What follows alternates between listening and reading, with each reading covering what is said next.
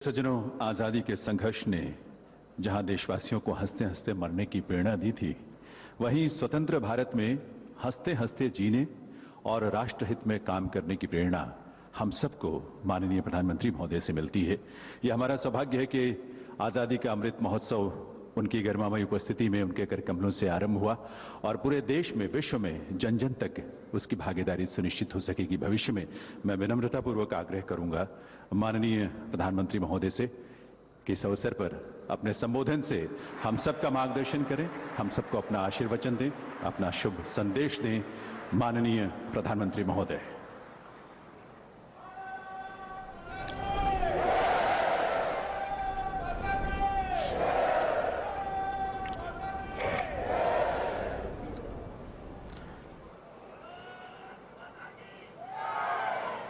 मंच पर विराजमान गुजरात के राज्यपाल श्री आचार्य देवव्रत जी, मुख्यमंत्री श्री विजय रूपाणी जी, केंद्रीय मंत्रिपरिषद के मेरे सहयोगी श्री प्रहलाद पटेल जी, लोकसभा में मेरे साथी सांसद श्री CR पाटिल जी, अहमदाबाद के नवनिर्वाचित मेयर श्रीमान किरीट भाई, साबरमती ट्रस्ट के ट्रस्टी श्री कार्तिकेय साराभाई और साबरमती आश्रम को समर्पित जिनका जीवन है, ऐसे आदरणीय अमृत मोदी जी, देश भर से हमारे साथ जुड़े हुए सभी महानुभाव, देवियों और सज्जनों और मेरे युवा साथियों, आज जब मैं सुबह दिल्ली से निकला तो बहुत ही अद्भुत संयोग हुआ। अमृत महोत्सव के प्रारंभ होने से पहले आज देश की राजधानी में अमृत वर्षा भी हुई और वरुण देव ने आशीर्वाद भी दिया। ये हम सभी का सौभाग्य है कि हम आजाद भारत के इस ऐतिहासिक कालखंड के साक्षी बन रहे हैं। आज दांडी यात्रा की वर्षगांठ पर हम बापू की इस कर्मस्थली पर इतिहास बनते भी देख रहे हैं और इतिहास का हिस्सा भी बन रहे हैं। आज आजादी के अमृत महोत्सव का प्रारंभ हो रहा है, पहला दिन है। अमृत महोत्सव 15 अगस्त 2022 से 75 सप्ताह पूर्व आज प्रारंभ हुआ है और 15 अगस्त 2023 तक चलेगा। हमारी यहां मान्यता है कि जब कभी ऐसा अवसर आता है तब सारे तीर्थों का एक साथ संगम हो जाता है। आज एक राष्ट्र के रूप में भारत के लिए भी ऐसा ही पवित्र अवसर है। आज हमारे स्वाधीनता संग्राम के कितने ही पुण्य तीर्थ, कितने ही पवित्र केंद्र साबरमती आश्रम से जुड़े रहे हैं। स्वाधीनता संग्राम की पराकाष्ठा को प्रणाम करने वाली अंडमान की सेल्यूलर जेल, अरुणाचल प्रदेश से एंग्लो इंडियन वॉर की गवाह केकर मॉर्निंग की भूमि, मुंबई का अगस्त क्रांति मैदान, पंजाब का जलियांवाला बाग, उत्तर प्रदेश का मेरठ, काकोरी और झांसी, देश भर में ऐसे कितने ही स्थान पर आज एक साथ इस अमृत महोत्सव का श्री गणेश हो रहा है। ऐसा लग रहा है जैसे आजादी के असंख्य संघर्ष, असंख्य बलिदानों का और असंख्य तपस्याओं की ऊर्जा पूरे भारत में एक साथ पुनर्जागृत हो रही है। मैं इस पुण्य अवसर पर बापू के चरणों में अपने श्रद्धा सुमन अर्पित करता हूं। मैं देश के स्वाधीनता संग्राम में अपने आप को आहूत करने वाले, देश को नेतृत्व देने वाली सभी महान विभूतियों के चरणों में आदरपूर्वक नमन करता हूं, उनका कोटि कोटि वंदन करता हूं। मैं उन सभी वीर जवानों को भी नमन करता हूं जिन्होंने आजादी के बाद भी राष्ट्र रक्षा की परंपरा को जीवित रखा, देश की रक्षा के लिए सर्वोच्च बलिदान दिए, शहीद हो गए। जिन पुण्य आत्माओं ने आजाद भारत के पुनर्निर्माण में प्रगति की एक एक ईंट रखी, 75 वर्ष में देश को यहां तक लाए, मैं उन सभी के चरणों में भी अपना प्रणाम करता हूं। साथियों, जब हम गुलामी के उस दौर की कल्पना करते हैं जहां करोड़ों करोड़ लोगों ने सदियों तक आजादी की एक सुबह का इंतजार किया, तब यह एहसास और बढ़ता है कि आजादी के 75 साल का अवसर कितना ऐतिहासिक है, कितना गौरवशाली है। इस पर्व में शाश्वत भारत की परंपरा भी है, स्वाधीनता संग्राम की परछाई भी है और आजाद भारत के गौरवान्वित करने वाली प्रगति भी है। इसलिए अभी आपके सामने जो प्रेजेंटेशन रखा गया, उसमें अमृत महोत्सव के 5 स्तंभों पर विशेष जोर दिया गया है। Freedom struggle, ideas at 75, achievements at 75, actions at 75 और रिजॉल्व्स एट 75। ये पांचों स्तंभ आजादी की लड़ाई के साथ साथ आजाद भारत के सपनों और कर्तव्यों को देश के सामने रखकर आगे बढ़ने की प्रेरणा देंगे। इन्हीं संदेशों के आधार पर अमृत महोत्सव की वेबसाइट के साथ चरखा अभियान और आत्मनिर्भर इंक्यूबेटर को भी लॉन्च किया गया है।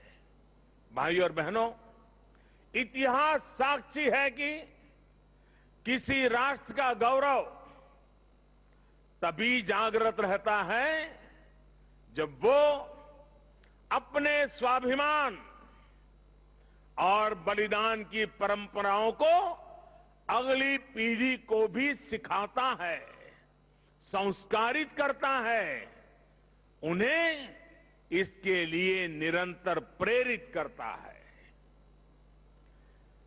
किसी राष्ट्र का भविष्य तभी उज्जवल होता है जब वो अपने अतीत के अनुभवों और विरासत के गर्व से पल पल जुड़ा रहता है।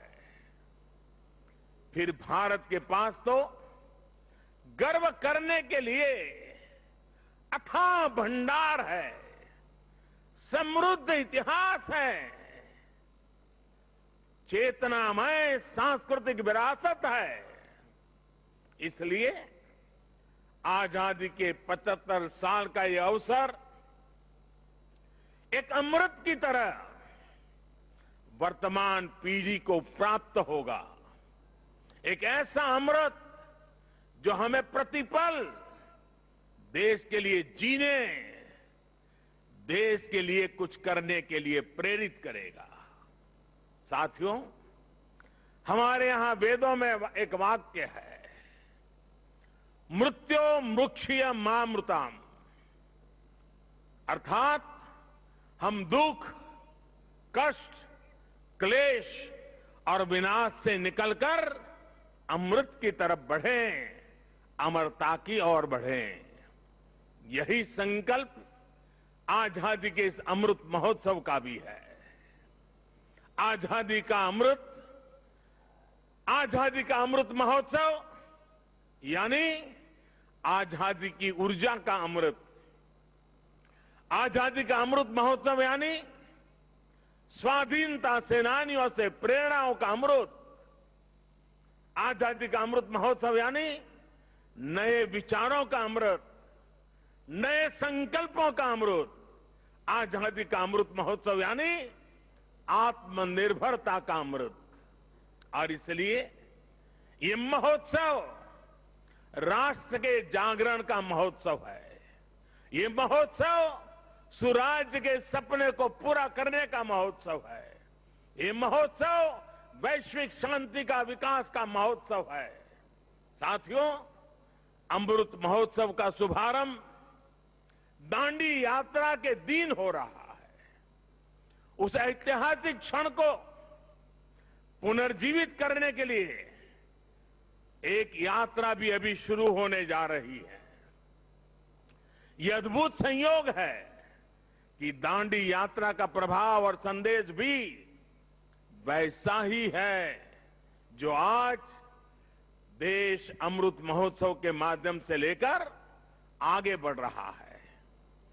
गांधी जी की इस एक यात्रा ने आजादी के संघर्ष को एक नई प्रेरणा के साथ जन जन से जोड़ दिया था। इस एक यात्रा ने अपनी आजादी को लेकर भारत के नजरिए को पूरी दुनिया तक पहुंचा दिया था। ऐसा ऐतिहासिक, और ऐसा इसलिए क्योंकि बापू की दांडी यात्रा में आजादी के आग्रह के साथ साथ भारत के स्वभाव और भारत के संस्कारों का भी समावेश था। हमारे यहां नमक को कभी उसकी कीमत से नहीं आंका गया। हमारे यहां नमक का मतलब है ईमानदारी। हमारे यहां नमक का मतलब है विश्वास। हमारे यहां नमक का मतलब है वफादारी।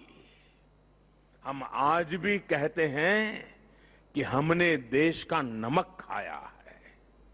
ऐसा इसलिए नहीं क्योंकि नमक कोई बहुत कीमती चीज है।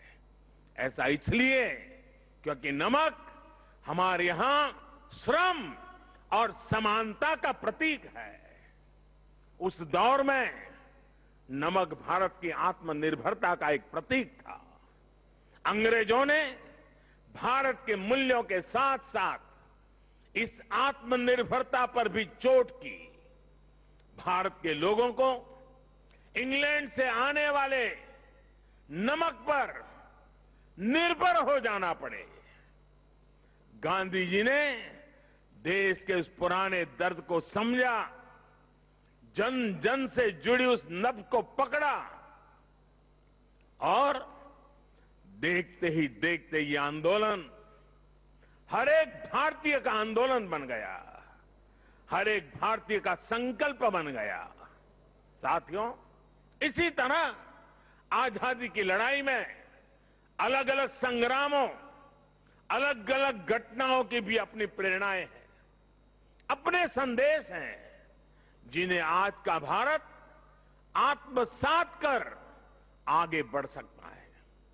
1857 का स्वातंत्र संग्राम महात्मा गांधी का विदेश से लौटना, देश को सत्याग्रह की ताकत फिर याद दिलाना, लोकमान्य तिलक का पूर्ण स्वराज का आह्वान, नेताजी सुभाष चंद्र बोस के नेतृत्व में आजाद हिंद फौज का दिल्ली मार्च, दिल्ली चलो, ये नारा आज भी हिंदुस्तान भूल नहीं सकता है। 1942 का अविस्मरणीय आंदोलन, अंग्रेजों भारत छोड़ो का वो उद्घोष, ऐसे कितने ही अनगिनत पड़ाव जिनसे हम प्रेरणा लेते हैं, ऊर्जा लेते हैं। ऐसे कितने ही हुतात्मा सेनानी हैं जिनके प्रति देश हर रोज अपनी कृतज्ञता व्यक्त करता है। 1857 की क्रांति के मंगल पांडे, तात्या टोपे जैसे वीर हों, अंग्रेजों की फौज के सामने निर्भीक गर्जना करने वाली रानी लक्ष्मीबाई हो, चित्तूर की रानी चेन्नम्मा हो, रानी गाइडिनल्यू हो, चंद्रशेखर आजाद, रामप्रसाद बिस्मिल, भगत सिंह, सुखदेव, राजगुरु, अत्फाउल्लाह खां, गुरुराम सिंह, टिटू जी, पोल रामास्वामी जैसे वीर हो, या फिर पंडित नेहरू, सरदार पटेल, बाबा साहब आंबेडकर, सुभाष चंद्र बोस, मौलाना आजाद, खान अब्दुल गफार खान, वीर सावरकर जैसे अनगिनत जननायक, ये सभी महान व्यक्तित्व आजादी के आंदोलन के पथदर्शक रहे हैं। आज इन्हीं के सपनों को भारत बनाने के लिए, उनके सपनों का भारत बनाने के लिए हम सामूहिक संकल्प ले रहे हैं, इनसे प्रेरणा ले रहे हैं। साथियों, हमारे स्वाधीनता संग्राम में ऐसे भी कितने आंदोलन हैं, कितने ही संघर्ष हैं जो देश के सामने उस रूप में नहीं आए जैसे आने चाहिए थे। ये एक एक संग्राम, संघर्ष अपने आप में भारत की असत्य के खिलाफ सत्य की सशक्त घोषणाएं हैं। ये एक एक संग्राम भारत के स्वाधीन स्वभाव के सबूत है।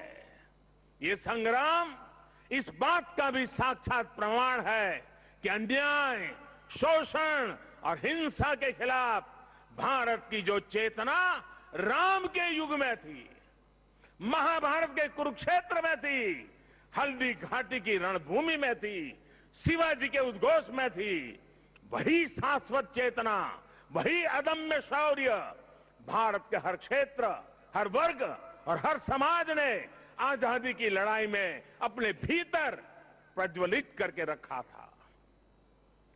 जननी जन्मभूमिश्च स्वर्गादपि करियसी, ये मंत्र आज भी हमें प्रेरणा देता है।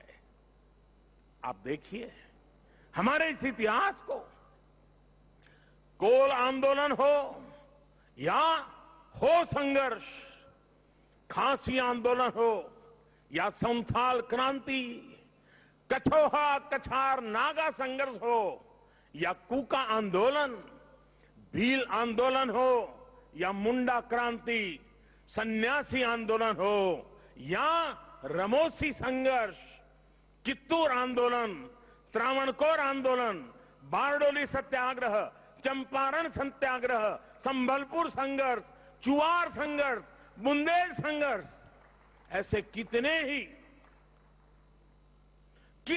ही संघर्ष और आंदोलनों ने देश के हर भूभाग को, हर कालखंड में आजादी की ज्योति से प्रज्वलित रखा। इस दौरान हमारी सिख गुरु परंपरा ने देश की संस्कृति, अपने रीति रिवाज की रक्षा के लिए हमें नई ऊर्जा दी, प्रेरणा दी, त्याग और बलिदान का रास्ता दिखाया। और इसका एक और अहम पक्ष है जो हमें बार बार याद करना चाहिए। साथियों, आजादी के आंदोलन की इस ज्योति को निरंतर जागृत करने का काम पूरब, पश्चिम, उत्तर, दक्षिण, हर दिशा में, हर क्षेत्र में हमारे संतों ने, महंतों ने, आचार्यों ने, भगवतों ने निरंतर किया था। एक प्रकार से भक्ति आंदोलन ने राष्ट्रव्यापी स्वाधीनता आंदोलन की पीठिका तैयार की थी। पूर्व में चैतन्य महाप्रभु, रामकृष्ण परमहंस, श्रीमद शंकर देव जैसे संतों के विचारों ने समाज को दिशा दी, अपने लक्ष्य पर केंद्रित रखा। पश्चिम में मीराबाई, एकनाथ, तुकाराम, रामदास, नरसिंह मेहता हुए। उत्तर में संत रामानंद, कबीरदास, गोस्वामी तुलसीदास, सूरदास, गुरु नानक देव, संत रैदास। दक्षिण में माधवाचार्य, निम्बाकारचार्य, वल्लभाचार्य, रामानुजाचार्य हुए। भक्ति काल के इसी खंड में मलिक मोहम्मद जायसी, रसखान, सूरदास, केशवदास, विद्यापति जैसे महानुभावों ने अपनी रचनाओं से समाज को अपनी कमियां सुधारने के लिए प्रेरित किया। ऐसे अनेकों व्यक्तित्वों के कारण यह आंदोलन क्षेत्र की सीमा से बाहर निकल करके पूरे भारत के जन जन को अपने आप में समेट लिया। आजादी के असंख्य आंदोलनों में ऐसे कितने ही सेनानी, संत आत्माएं, ऐसे अनेक वीर बलिदानी हैं जिनकी एक एक गाथा अपने आप में इतिहास का एक एक स्वर्णिम अध्याय है। हमें इन महानायकों, महानायिकाओं, उनका जीवन इतिहास भी देश के सामने पहुंचाना है। इन लोगों की जीवन गाथाएं, उनके जीवन का संघर्ष, हमारे स्वतंत्रता आंदोलन के उतार चढ़ाव, कभी सफलता, कभी असफलता, हमारी आज की पीढ़ी को जीवन का हर पाठ सिखाएगी। एकजुटता क्या होती है, लक्ष्य को पाने की जिद क्या होती है, जीवन का हर रंग वो और बेहतर तरीके से समझेंगे। भाई और बहनों, आपको याद होगा इसी भूमि के वीर सपूत श्यामजी कृष्ण वर्मा अंग्रेजों की धरती पर रहकर उनकी नाक के नीचे जीवन की आखिरी सांस तक आजादी के लिए संघर्ष करते रहे। लेकिन उनकी अस्थियां 7 दशकों तक इंतजार करती रहीं कि कब उन्हें भारत माता की गोद नसीब होगी। आखिरकार 2003 में विदेश से श्यामजी कृष्ण वर्मा की अस्थियां मैं अपने कंधे पर उठा करके ले आया था। ऐसे कितने ही सेनानी हैं, देश पर अपना सब कुछ समर्पित कर देने वाले लोग हैं। देश के कोने कोने से कितने ही दलित, आदिवासी, महिलाएं और युवा हैं जिन्होंने असंख्य तप और त्याग किए। याद करिए तमिलनाडु के 32 वर्षीय नौजवान कोडिकात कुमरन, उनको याद कीजिए। अंग्रेजों ने उस नौजवान को सिर में गोली मार दी, लेकिन उन्होंने मरते हुए भी देश के झंडे को जमीन में नहीं गिरने दिया। तमिलनाडु में उनके नाम से ही कोड़ीकांत शब्द जुड़ गया, जिसका अर्थ है झंडे को बचाने वाला। तमिलनाडु की ही वेलु नाचियार वो पहली महारानी थी जिन्होंने अंग्रेजी हुकूमत के खिलाफ लड़ाई लड़ी थी। इसी तरह हमारे देश के आदिवासी समाज ने अपनी वीरता और पराक्रम से लगातार विदेशी हुकूमत को घुटनों पर लाने का काम किया। झारखंड में भगवान बिरसा मुंडा, उन्होंने अंग्रेजों को चुनौती दी थी। तो मुर्मू भाइयों ने संथाल आंदोलन का नेतृत्व किया था। ओडिशा के चक्रा बिसोई ने लड़ाई छेड़ी तो लक्ष्मण नायक ने गांधीवादी तरीकों से चेतना फैलाई। आंध्र प्रदेश में मन्यम बिरुडी यानी जंगलों के हीरो अल्लूरी सीराराम राजू ने रंपा आंदोलन का बिगल फूका था। पासलथा खुंगचेरा ने मिजोरम की पहाड़ियों में अंग्रेजों से लोहा लिया था, ऐसे ही गोमधर, कंवर, लसित बोरफुकन और सीरत सिंह जैसे असम और पूर्वोत्तर के अनेकों स्वाधीनता सेनानी थे जिन्होंने देश की आजादी में योगदान दिया है। यहां गुजरात में बड़ौदा के पास जांबुगाड़ा जाने के रास्ते पर हमारे नायका कौम के आदिवासियों को बलिदान कैसे भूल सकते हैं। मानगढ़ में गोविंद गुरु के नेतृत्व में सैकड़ों आदिवासियों का नरसंहार हुआ, उन्होंने लड़ाई लड़ी। देश इनके बलिदान को हमेशा याद रखेगा। साथियों, मां भारती के ऐसे ही वीर सपूतों का इतिहास देश के कोने कोने में, गांव गांव में है। देश इतिहास के इस गौरव को सहेजने के लिए पिछले 6 सालों से सतत प्रयास कर रहा है। हर राज्य, हर क्षेत्र में इस दिशा में प्रयास किया जा रहा है। दांडी यात्रा से जुड़े स्थल का पुनरुद्धार देश ने 2 साल पहले ही पूरा किया था। मुझे खुद इस अवसर पर दांडी जाने का सौभाग्य मिला था।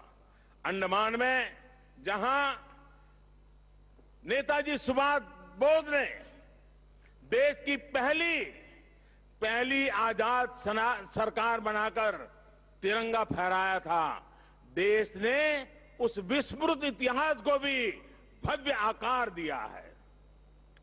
अंडमान निकोबार के द्वीपों को स्वतंत्रता संग्राम के नामों पर रखा गया है। आजाद हिंद सरकार के 75 साल पूरे होने पर लाल किले पर भी आयोजन किया गया, तिरंगा फहराया गया और नेताजी सुभाष बाबू को श्रद्धांजलि दी गई। गुजरात में सरदार वल्लभ भाई पटेल की विश्व की सबसे ऊंची प्रतिमा उनके अमर गौरव को पूरी दुनिया तक पहुंचा रही है। जलियांवाला बाग में स्मारक हो या फिर पाइका आंदोलन की स्मृति में स्मारक, सभी पर काम हुआ। बाबा साहब आंबेडकर से जुड़े जो 7 दशकों से भूले बिसरे पड़े थे, उनका भी विकास देश ने पंचतीर्थ के रूप में किया है।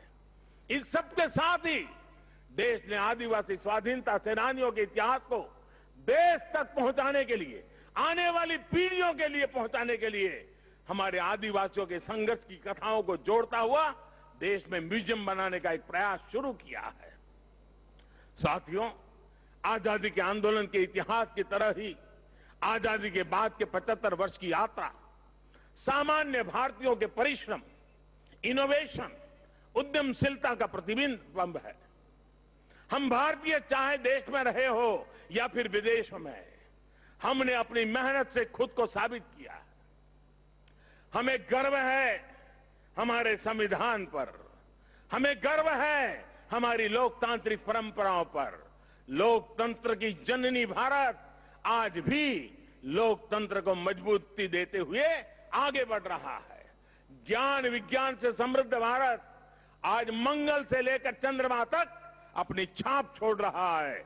आज भारत की सेना का सामर्थ्य अपार है, तो आर्थिक रूप से भी हम तेजी से आगे बढ़ रहे हैं। आज भारत का स्टार्टअप इकोसिस्टम दुनिया में आकर्षण का केंद्र बना है, चर्चा का विषय है।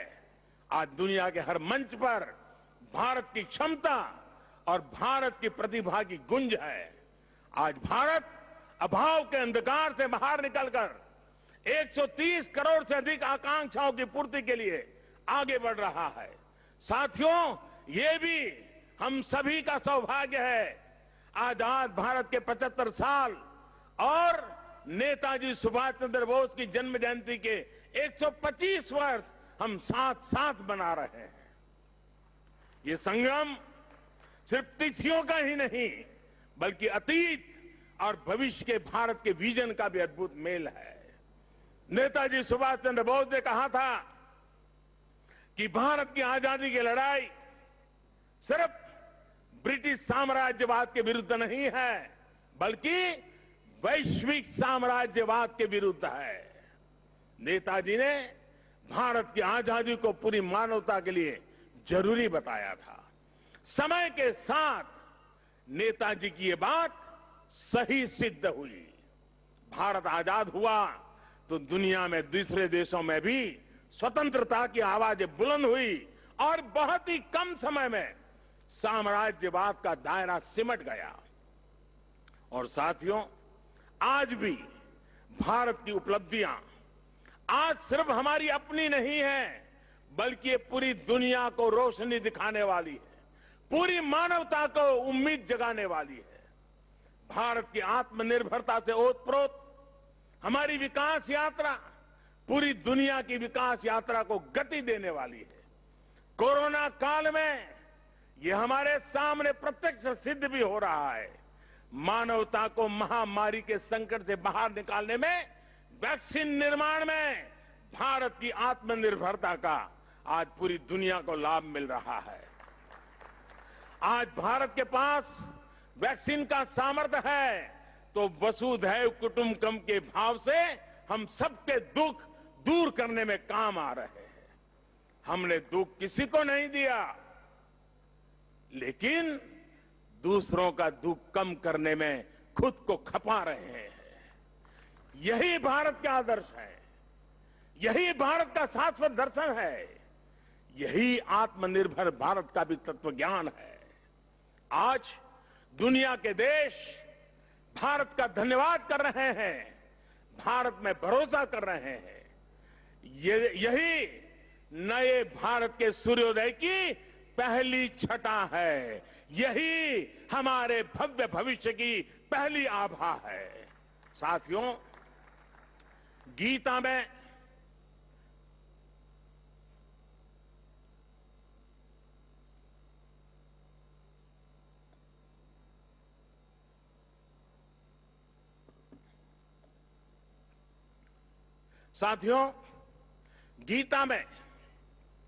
भगवान श्री कृष्ण ने कहा है, सम दुख सुखम धीरम सह, सम दुख सुखम धीरम सह अमृतत्वाय कल्पते।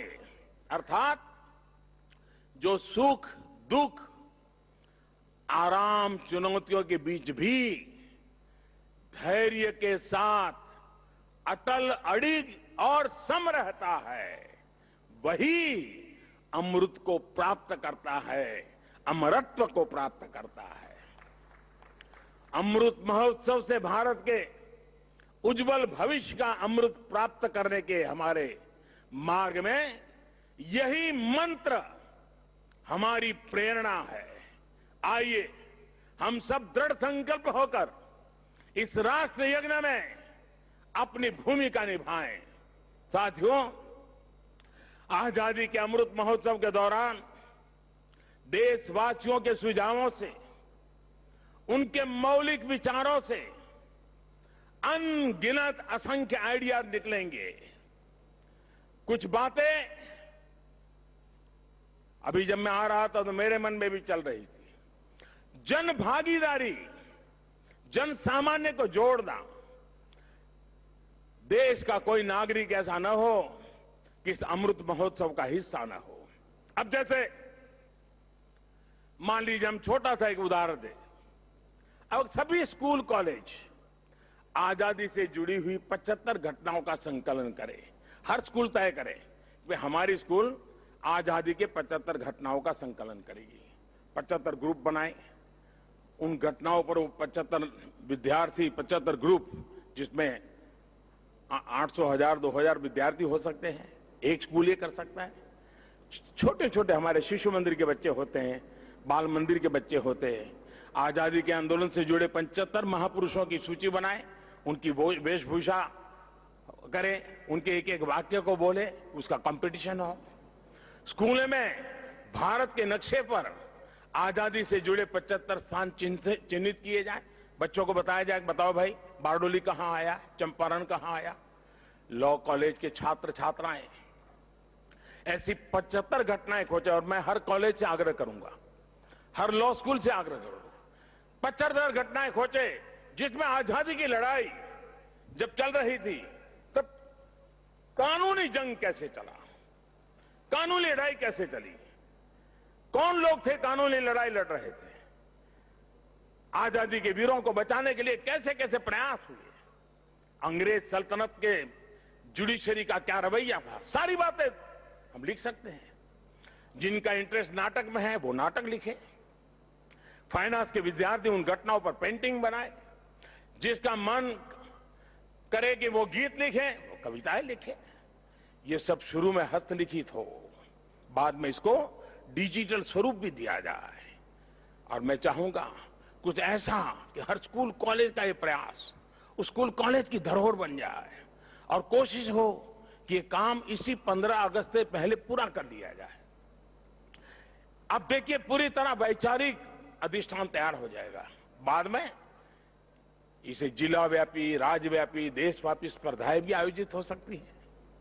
हमारे युवा, हमारे स्कॉलर्स ये जिम्मेदारी उठाएं कि वो हमारे स्वाधीनता सेनानियों के इतिहास लेखन में देश के प्रयासों को पूरा करेंगे। आजादी के आंदोलन में और उसके बाद हमारे समाज की जो उपलब्धियां रही है उन्हें दुनिया के सामने और प्रखरता से लाएंगे।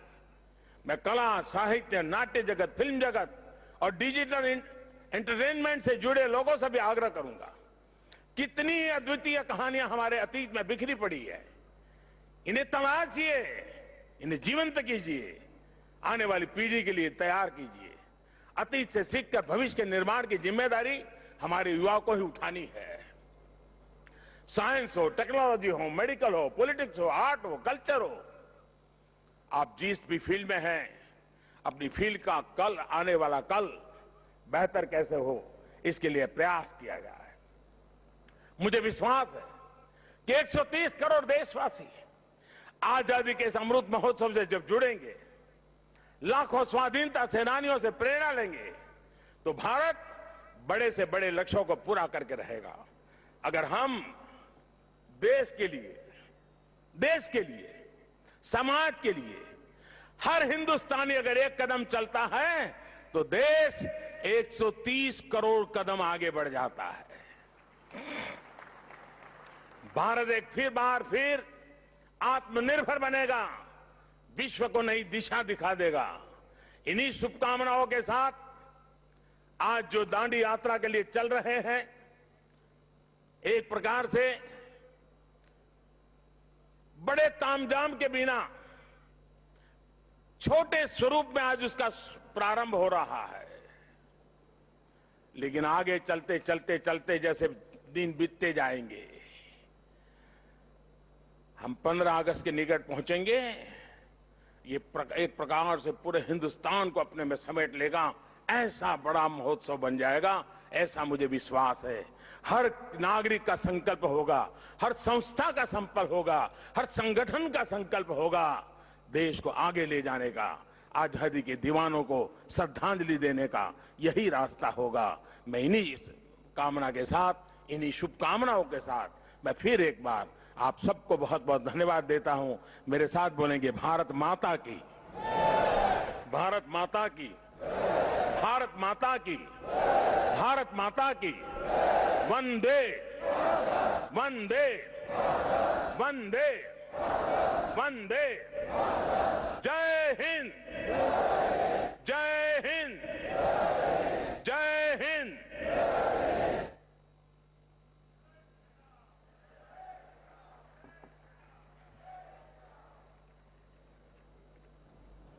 ऐतिहासिक यात्राના 90 વર્ષ આઝાદીનો આ અમૃત મહોત્સવ ગાંધી આશ્રમ ખાતે ઉજવવામાં આવી રહ્યું છે। તો વડાપ્રધાન નરેન્દ્ર મોદીએ સંબોધન કર્યું હતું થોડી વાર પહેલા તેમનું સંબોધન પૂર્ણ થયું છે। અમૃત મહોત્સવના 5 મહત્વના સ્તંભો છે। પીએમ મોદીએ આ મહત્વની વાતો કરી છે। આજથી ચરખા અભિયાનનો પ્રારંભ થવા જઈ રહ્યો છે। સમય થયો છે બ્રેકનો, લઈએ બ્રેક।